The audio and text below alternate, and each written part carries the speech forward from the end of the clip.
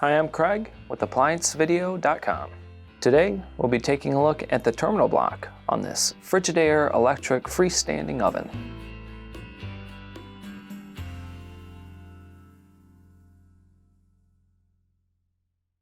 Stop. Before beginning any repair, always be sure to disconnect the power to the appliance. It is also recommended to test the outlet for the proper voltage. The main reason why you'd be replacing a terminal block is if it is cosmetically damaged or it will not heat. Now, click on the link below to view this repair video.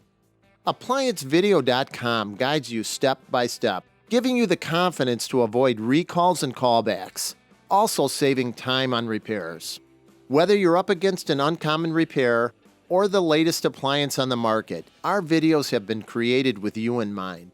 Our growing library of videos have been produced using our factory-certified technicians who have extensive infield experience over the past 30 years.